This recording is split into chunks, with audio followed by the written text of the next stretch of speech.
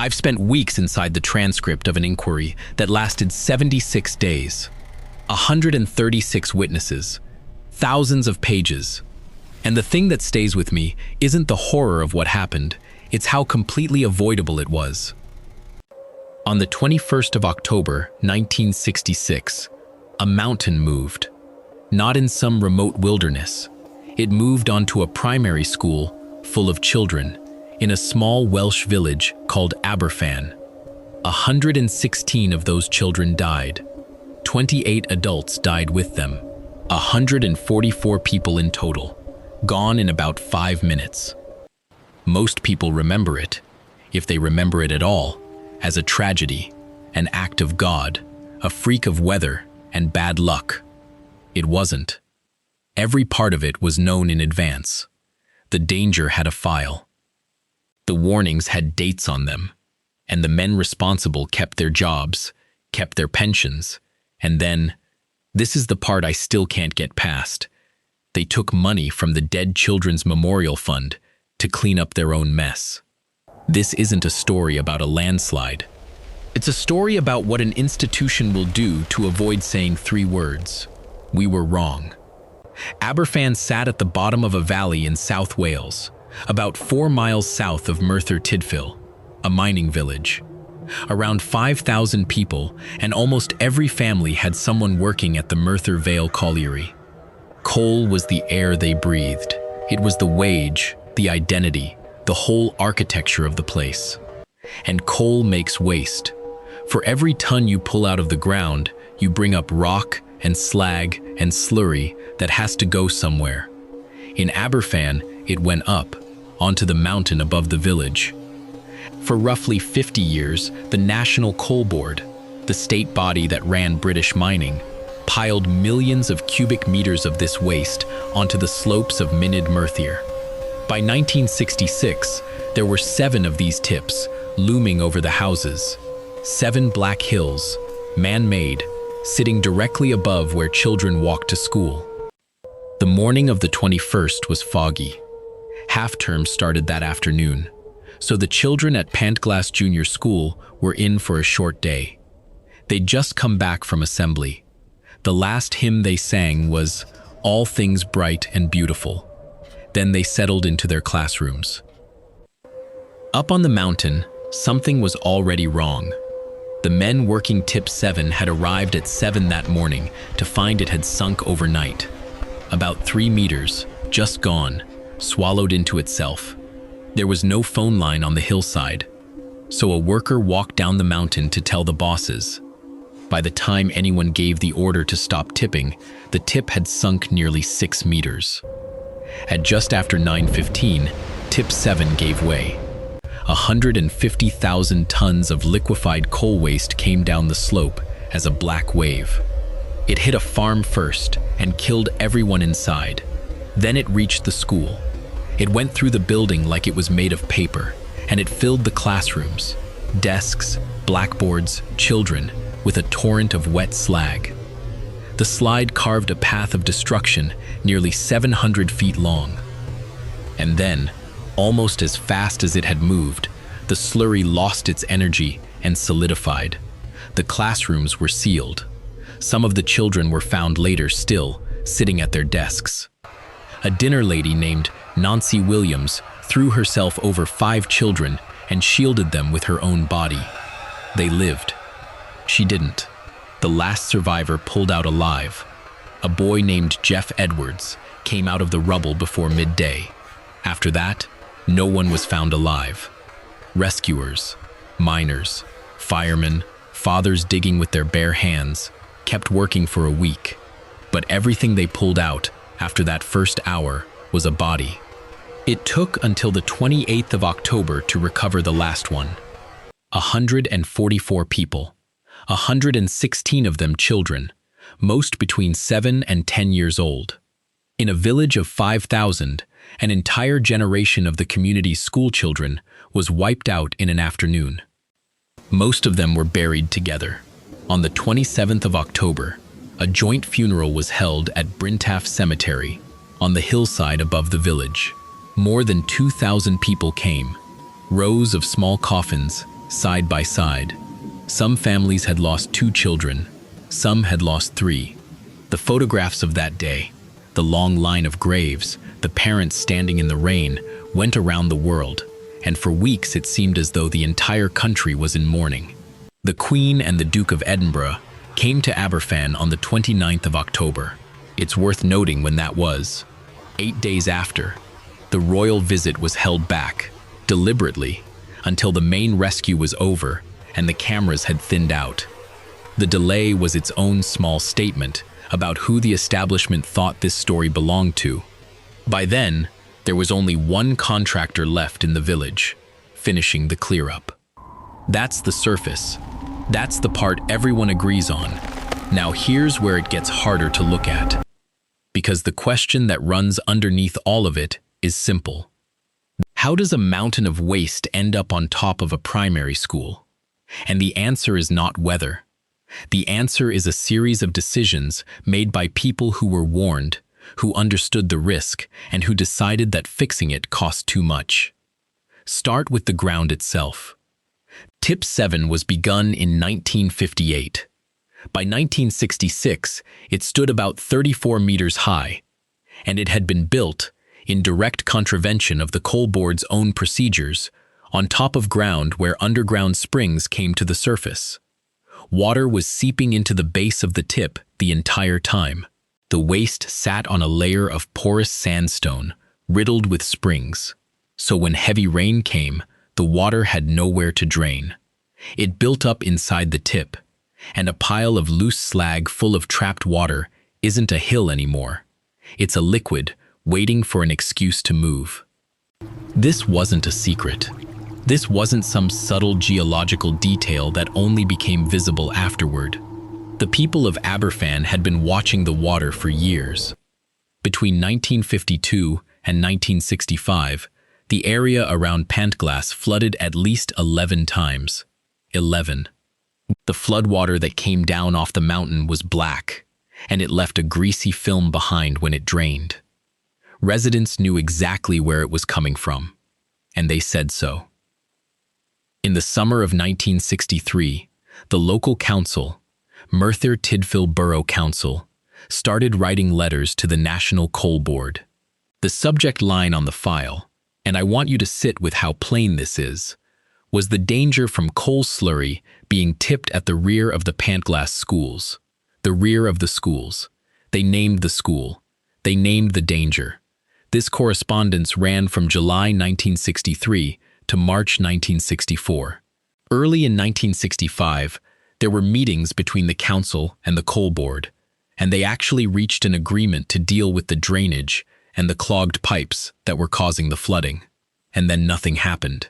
By October 1966, when the tip came down, the work still hadn't been done.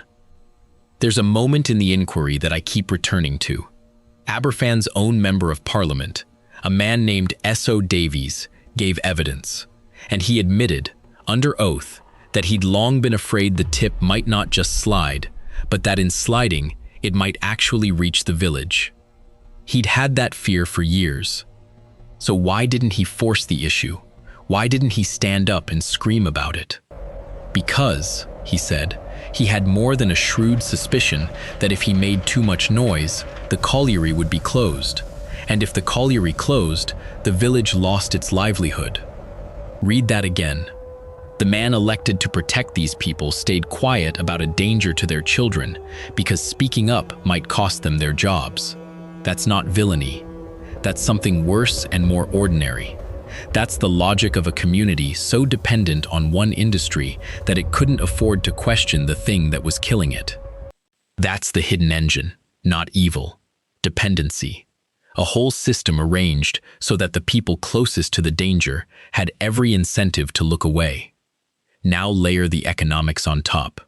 British coal in the 1960s was nationalized, which meant it was run by the state, and it was under enormous pressure.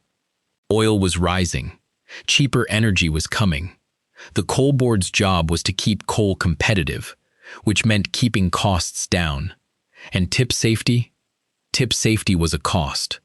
Removing a dangerous tip, re-siting it, building proper drainage. That was money spent on something that produced no coal and earned no revenue.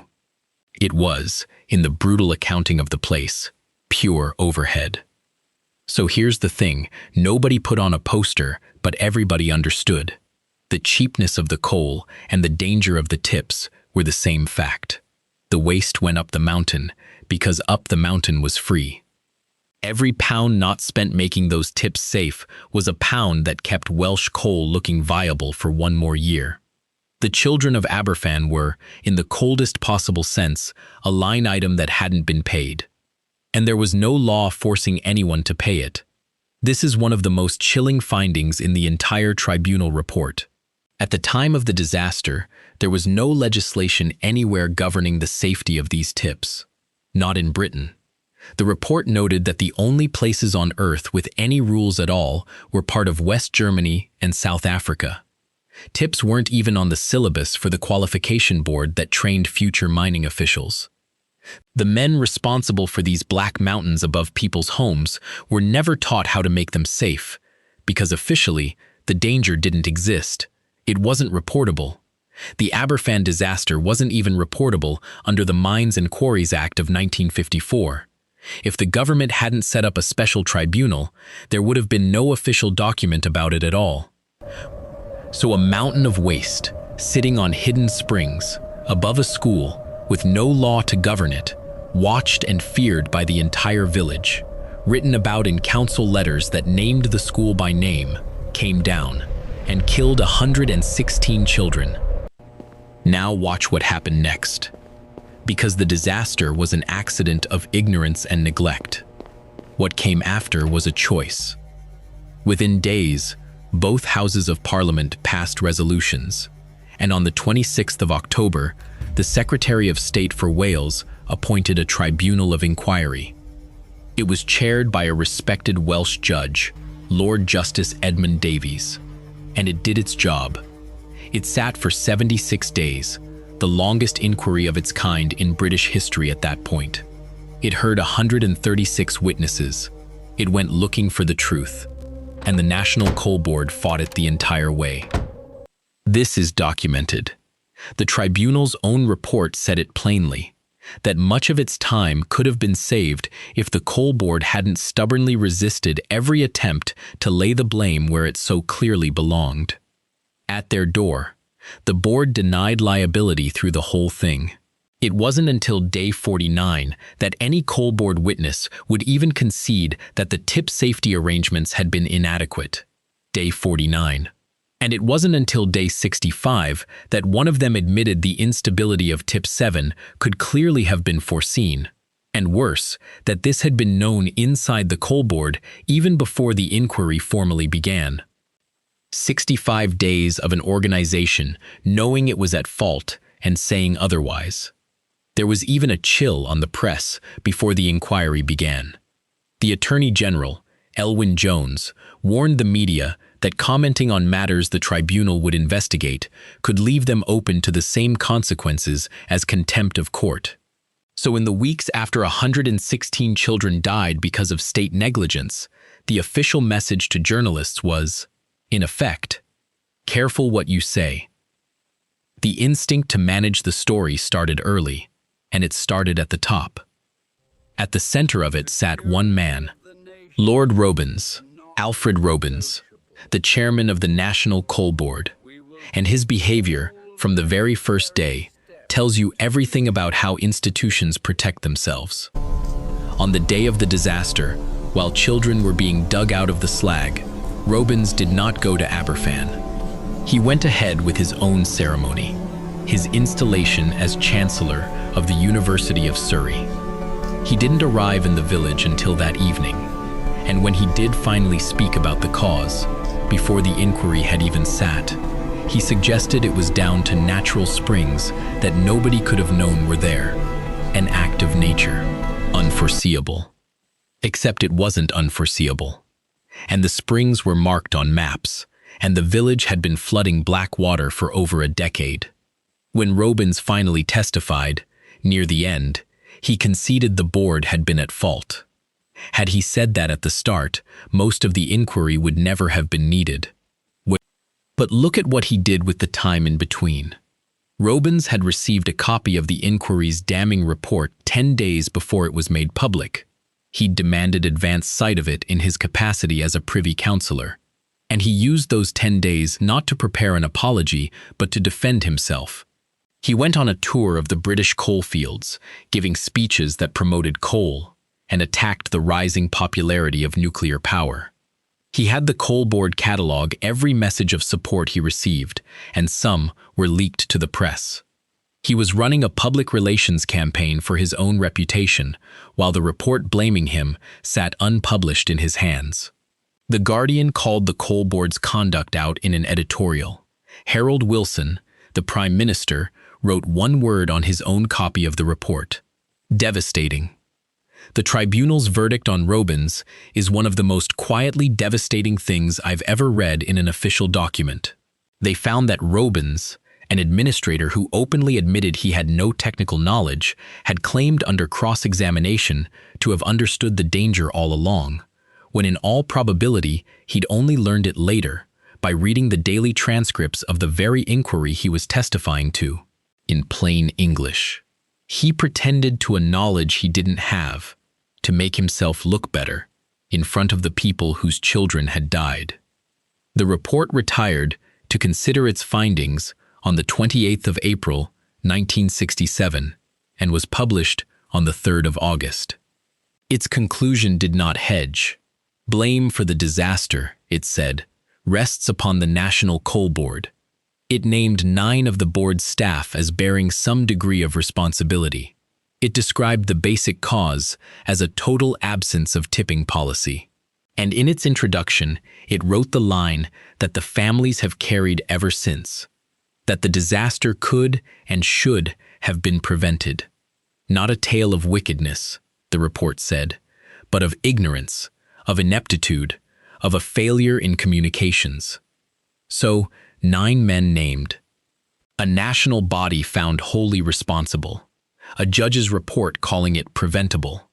Surely someone paid a price. No, nobody did. Not one coal board employee was sacked. Not one was demoted. Not one was prosecuted. Not for the disaster, and not for the evidence they gave the inquiry. One witness the tribunal had found particularly unsatisfactory had actually been promoted by the time Parliament got around to debating the report. Lord Robins offered to resign. The government rejected the offer. He stayed chairman of the National Coal Board for another 4 years. The board kept their seats. The pensions were never touched. Ian MacLean, the Oxford professor who spent years inside these archives after they were finally released in 1997, put it bluntly. The coal board, he found, spin-doctored its way out of trouble, controlling the public story from the day of the disaster until the tips were finally gone.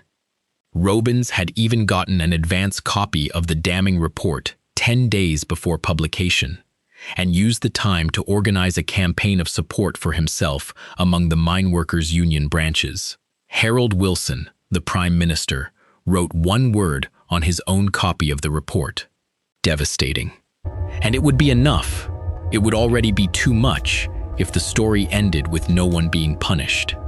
But it doesn't end there, because there's one more decision, and it's the one that turns a story about institutional failure into something colder. After the disaster, the tips were still there.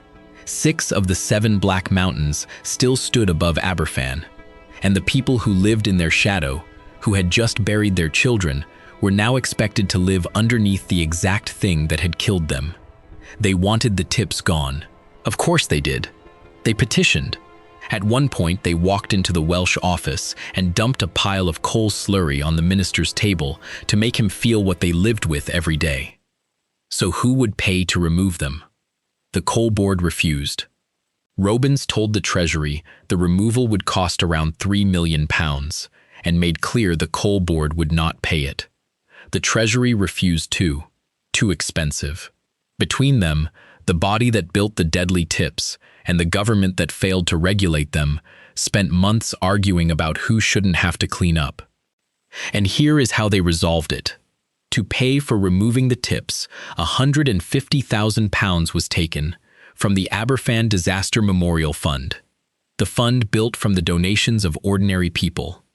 Nearly 88,000 contributions had poured in from around the world, out of grief and guilt and the sense that something had to be done. A total of about £1.75 million, money given to comfort a broken village. And the state reached into that fund, money meant for the dead children, and used £150,000 of it to remove the tips the coal board wouldn't pay to remove. The villagers had no real choice. They were given the option of living under the danger or paying with their own donated grief to make it safe. Think about the full shape of that. The coal board's refusal to spend money on tip safety caused the disaster. And then, the coal board's refusal to spend money on tip removal meant the victims paid for it themselves, out of the fund raised in their children's memory. The compensation told the same story. The coal board's first offer was £50 per dead child. £50. After public outrage, it rose to £500. The board's own insurance staff told Robins that £500 per child was a good offer, and that only the hardcore were pushing for more.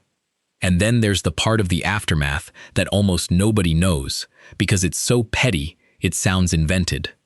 The Charity Commission, the body that oversees charities, got involved in how the disaster fund was run, and it intervened in exactly the wrong places.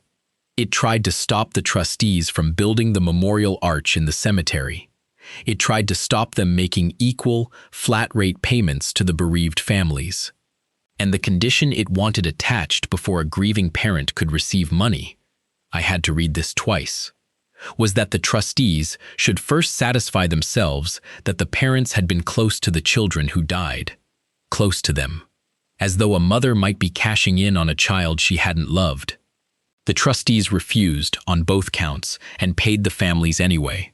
But the commission, so vigilant about whether parents deserved their grief money, said nothing at all in 1968 when the government raided that same fund for £150,000. Silent when it should have spoken, loud when it should have stayed quiet. That's the pattern the whole way through. That £150,000 was not returned for 31 years. It came back only in 1997, repaid by a new government, and even then, with no allowance for inflation or the interest it would have earned. In 1997 money, the true value of what had been taken was closer to £1.5 million. It took until 2007 for the Welsh government to finally make up the difference, with a payment that reflected what the money was actually worth. 41 years after the slide. So no, this is not a story about a landslide. If you want to know where the hidden engine still runs, you don't have to look very far. You can look at the same hillsides. There are still around 4,000 coal waste tips across Wales. 4,000. The Welsh government has now mapped the 350 that pose the highest risk. In 2020, after days of heavy rain, a tip slid down a hill in nearby Tylerstown. No one was hurt that time, but the mechanism, water building up inside a man-made mountain of waste until it moves, was exactly the same mechanism that buried Pantaglass School in 1966. In recent years, there have been around 2,000 safety inspections, costing close to £60 million. And in 2024, the issue went all the way up, the First Minister of Wales raising it directly with the Prime Minister, because the question of who pays to make these mountains safe is still, after everything, not fully settled. And the warning about the other tips wasn't new either. Back in the 1967 parliamentary debate on the report, a young MP named Margaret Thatcher stood up and read out a line from the tribunal's own findings. That one of the remaining tips, tip 5, was standing at a very low factor of safety. Standing, present tense. The report that catalogued what killed the children was, in the same breath, flagging the next one. And still, it took a fight by the villagers and years of argument over money before the danger above their heads was finally taken down. The cost didn't stop with the dead either. Many of the people who survived Aberfan carried it for the rest of their lives. Studies later found that about half of the survivors experienced post-traumatic stress disorder at some point. A whole village living for decades in the long shadow of an afternoon. That's the part no compensation figure ever touched. The conditions that made Aberfan didn't vanish. They were just mapped. The danger is still up there. We just gave it a number now. And that's what I keep circling back to. Because the easy lesson is that Aberfan was a long time ago, that the rules are better now, that it couldn't happen the same way again. Maybe. But the deeper thing the inquiry exposed wasn't about coal or drainage or geology. It was about what happens inside an institution when admitting fault is expensive. Every part of the failure followed the money. The tips went up the mountain because it was free. The drainage went unfixed because it was a cost. The danger went unregulated because regulation was a burden. The blame went denied for 65 days because liability was a price. And the cleanup came out of the victims' own pockets because the coal board decided their lives were cheaper than their balance sheet. Nobody in this story set out to kill 116 children. That's what makes it so hard to look at. It wasn't a monster. And it was a system full of ordinary people, each making a defensible decision, each saving a little money, each passing the danger one step further down, until it landed on a row of 7-year-olds singing a hymn. And that's the trap of it. When the harm is shared across a whole institution, it stops belonging to anyone. The engineer assumed the surveyor had checked. The surveyor assumed there was a policy. The policy didn't exist, because writing it would have cost money. And the man who could have ordered it written had no idea tips were even his problem. Every link in the chain could look at the next one and say, "Not me."